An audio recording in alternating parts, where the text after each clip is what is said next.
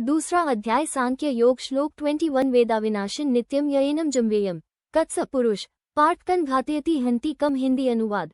जो इस आत्मा को अविनाशी, नित्य, अजन्मा और अव्यय, अपरिवर्तनीय जानता है, हे पार्थ अर्जुन, वह कैसे किसी को मार सकता है या मारे जाने का विचार कर सकता है। व्याख्या। इस श्लोक में भगवान श्री कृष्ण आत्मा के अविनाशी और शाश्वत स्वरूप का पुनः वर्णन करते हुए अर्जुन को ये बताते हैं कि जिस व्यक्ति को आत्मा का सच्चा ज्ञान हो जाता है, वह किसी को मारने या मारे जाने की बात नहीं सोचता। आत्मा को समझने से अर्जुन का मोह और शोक दूर हो सकता है, जिससे वह अपने कर्तव्यों का पालन कर सके। आत्मा का अविनाशी और नित्य स्वरूप। भगवान श्री कृष्ण ने इस श्लोक में आत्मा को अविनाशी, नित्य, अजन्मा और अपरिवर्तनीय बताया है।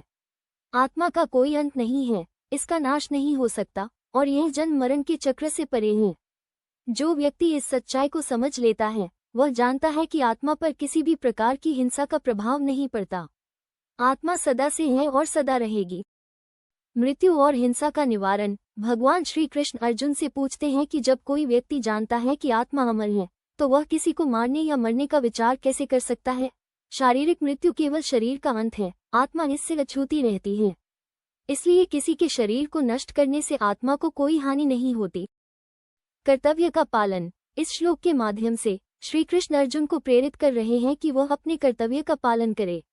अर्जुन युद्ध से भागना चाहता था क्योंकि वह अपने संबंधियों को मारने का विचार नहीं कर पा रहा था, परंतु श्री कृष्ण उसे समझा रहे हैं कि आत्मा अमर है और जो मर रहा है वह केवल शरीर है। इससे अर्जुन को ये समझना चाहिए कि युद्ध में किसी को मारने का अर्थ आत्मा का अंत नहीं है। सारांश। इस श्लोक का मुख्य संदेश है कि आत्मा अविनाशी और शाश्वत है। शरीर का नाश आत्मा को प्रभावित नहीं करता। जो इस सत्य को समझता है, वह किसी को मारने या मारे जाने की चिंता से मुक्त हो जाता है। अर्जुन को अपने कर्तव्य का पालन करने के लिए यह ज्ञान आवश्यक था।